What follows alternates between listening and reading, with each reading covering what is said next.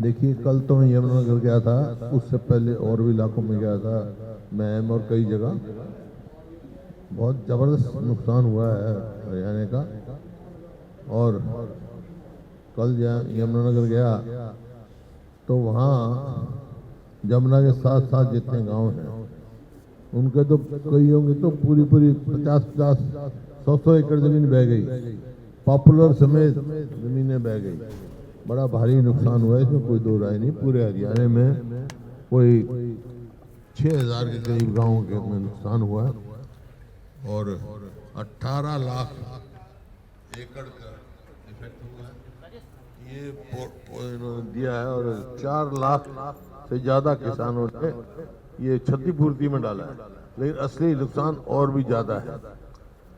जैसे यमुनानगर का, जैसे मैंने बताया, कल काफ़ी लोगों को परेशानी थी। वहाँ कईयों के डंगर बह गए, मतलब मकान गिर गए, फसल गई। इसी प्रकार से जैसे और जगह भी कारण ये है कि ड्रेनों की सफाई नहीं हुई। वहाँ मैम में गया था मैं, ड्रेन में कीकर पैदा हुई है। अब कीकर जम जाएगी उसमें तो आगे पानी कैसे जाएगा? ना लेवलिंग हुई, ना सफाई हुई। अब इसमें जो है 11 शहर इफेक्टेड हैं, हरियाणा के 72 कस्बे और 6,000 से ज़्यादा गांव। और कंपनसेशन जो सरकार ने दिया है वो किसान को 7,000 से लेके 15,000 रुपये प्रति एकड़। एक किस्म से किसान के साथ मजाक किया गया है कि 30-35 हज़ार तो उसकी शुरू में खर्चा आ जाता है, जहां 60 से 70 हज़ार रुपये एकड़ ठेके पे उठती है ज़मीन, उसको आप 7,000 रुपये दे रहे हो। मैंने ये कहा भाई कम से कम 60 से 70 हज़ार रुपया प्रति एकड़ मिलना चाहिए। और जो मकान गिरे हैं उनका मकानों का, जानवरों का, जो जानवर बहे हैं, पूरा करना चाहिए। अरे क्षतिपूर्ति पोर्टल क्या है भाई? ये मेरी समझ से बाहर है। तो एक और पहले परेशान है और परेशानी में डाल रहे हैं किसानों को। मेरे समझ में नहीं आता, जब किसान पराली जलती है किसान की तो सैटेलाइट से पता लग जाता है, धुआं उठते ही, और उसका चालान किया जाता है। अब इतना भारी है तो ये सैटेलाइट से पानी नहीं दिखता क्या? स्पेशल गिरदावरी कराओ। कई जगह मेरे को खबर मिली है कि पटवारी ने, तहसीलदार ने ये रिपोर्ट भेज दी सरकार को कि इस गांव में 100% नुकसान है, उसमें भी कहेंगे क्षतिपूर्ति भरो। ये समझ में नहीं आया। तुरंत पहले भी इस किस्म में नुकसान हुए हैं, फ्लड आया है, 95 में आया, उसी टाइम स्पेशल गिरदावरी की गई, मकानों का कंपनसेशन दिया गया और दुकानों का कंपनसेशन दिया गया और कैश जो है कंपनसेशन वहाँ दिया गया। अभी समझ में नहीं आता किस चक्कर में डाल रखा है। ये हर बार ये ऐसे ही करते हैं। जैसे चुनाव से पहले तो राशन कार्ड बना दिए AY और BPL के, जो 20-21 में है, जो है सारे मिला के, दोनों के मिला के 11 लाख होंगे राशन कार्ड फैमिली परिवार के। और कुल लाभार्थी जो हैं वो 50 लाख के करीब होंगे, 52 लाख होंगे। अब चुनाव आया तो वो कितने लाख हो गए? 52 लाख तो राशन कार्ड बना दिए, लाभार्थी 2 करोड़ 13 लाख रुपए, 13 लाख सॉरी। और अब लाखों काट दिए, 11 लाख राशन काट दिए। भाई बनाए क्यों? ये पोर्टल बोला, पोर्टल पर चलाया क्यों? लेकिन वो सिर्फ एक चुनाव में एक किस्म से वोट लेने का, वोट चोरी करने का एक हथियार ये भी है इनका।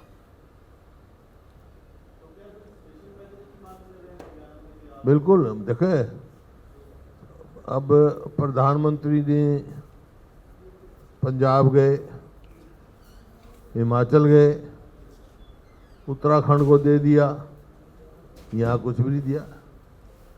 ये किसकी कमजोरी है? ये हरियाणा सरकार की कमजोरी है। प्रधानमंत्री जी को और कृषि मंत्री जी को यहाँ आना चाहिए था।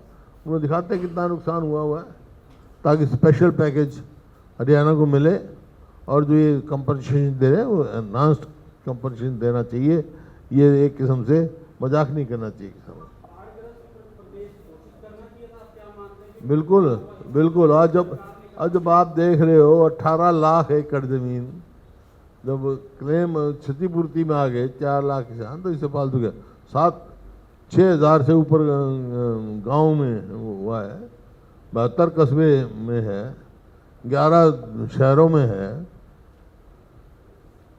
अब भी बाढ़ग्रस्त नहीं होगा तो बाढ़ग्रस्त कब डिक्लेयर होगा?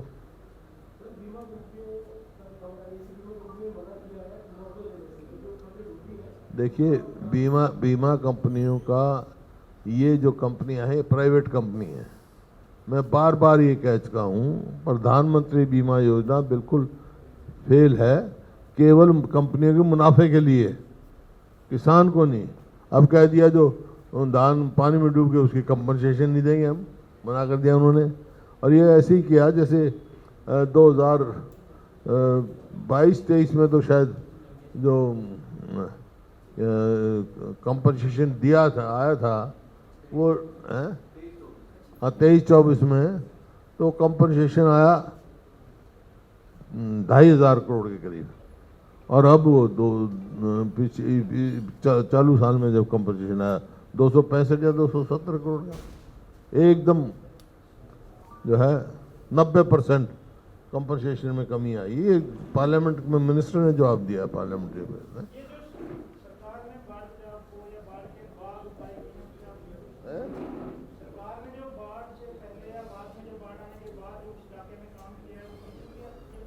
पहले जो करना चाहिए था नहीं किया, और अब बाद में सुस्त काम किया है। अब पहले करना चाहिए था अगर इलीगल माइनिंग रो देखते तो ये यमुना साइड के साथ ही नहीं आता, और अंदर जो पानी है वो ड्रेन पहले साफ कर देते और सब सीवरेज शहरों का साफ कर देते तो नहीं होता। लेकिन कोई कदम नहीं उठाए गए। यहाँ तक कि इस सरकार ने, मौजूदा सरकार ने सदा जो है बारिश के मौसम से पहले फ्लड कंट्रोल की मीटिंग होती है। अब को फ्लड कंट्रोल की मीटिंग नहीं करी तो क्या क्या कदम उठाएंगे भाई?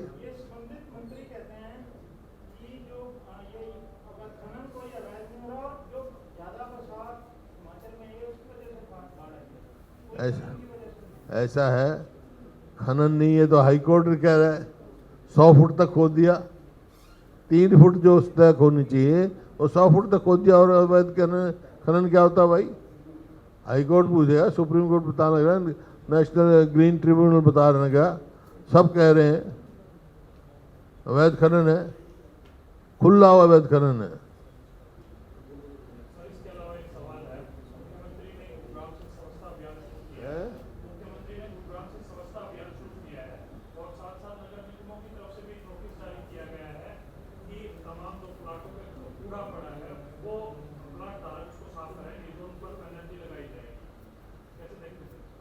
ये देख रहे हैं 11 साल के बाद इनको दिखा है कि अब हरियाणा जो है स्वच्छ नहीं है, 11 साल के बाद नज़र आया।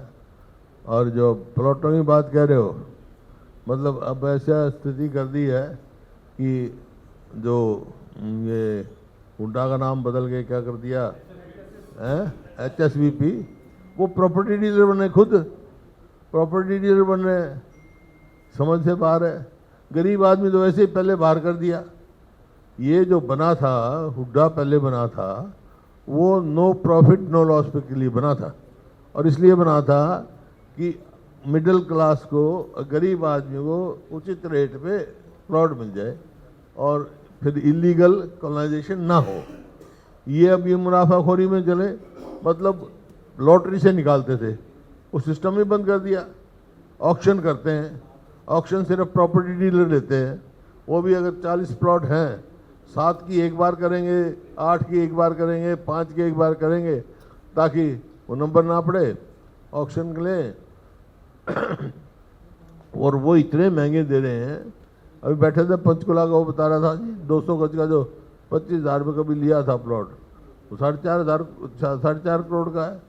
तो इतने महंगे हैं, आम आदमी के उससे पहुंच से बाहर है। इसी प्रकार से जो ये काम कर रहे हैं भाई, ढेर तो गंदगी के लगवा दिए तुमने, साफ करे नहीं, प्लॉट होल्डर के जुर्माना की बात कह रहे हैं।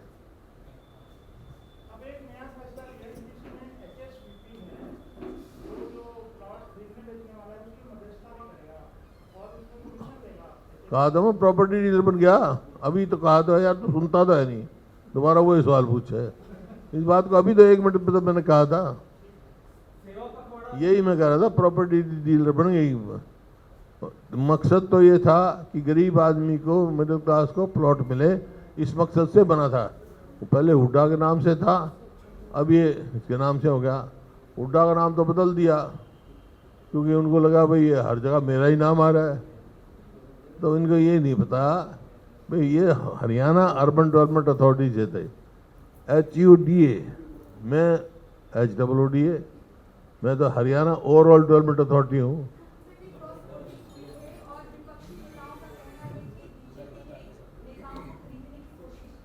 ये उनके बयान आ रहे हैं भाई, धन्यवाद कर रहे हैं वो, जिनने डिफेक्ट किया है उनका धन्यवाद कर रहे हैं, इसका मतलब क्या है?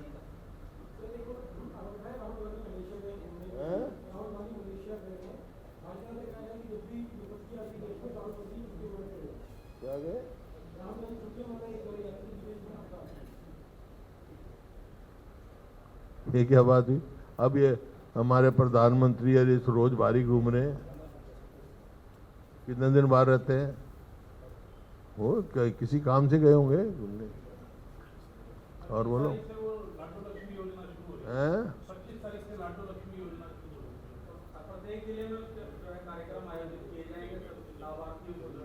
कितने लाभार्थी होंगे, और जो वंचित हो गए उनका क्या होगा? इनका घोषणा पत्र देखो, उसमें क्या लिखा हुआ है? उसमें लिखा है सारी महिलाओं को हैं, और ये हैं तो पहला बैकलॉग देंगे, पहले जो नहीं दिया उसका ब्याज देंगे। ऐसे ही लोगों को लिखते कुछ हैं, करते कुछ हैं। घोषणा पत्र देखो पहले इनका, पहले कार्ड बना दिए, अब काट रहे हैं।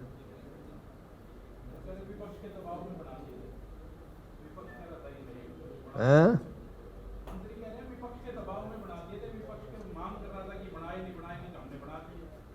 अब हम कह रहे हैं मत काटो, फिर क्यों काट रहे हैं? पहले बनाए क्यों और फिर काटे क्यों? कोई जवाब है उनका?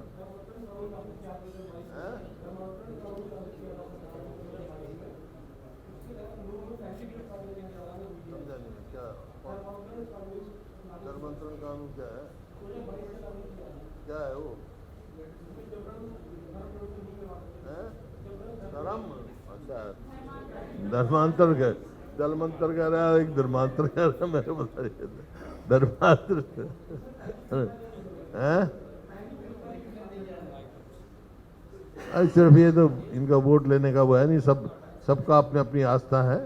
ये देश सारे धर्मों का है, हिंदू मुस्लिम सिख ईसाई सबका है, सब ने आज़ादी की लड़ाई लड़ी है, और सब इकट्ठे रहेंगे, प्यार से रहेंगे तो देश हमारा आगे जाएगा।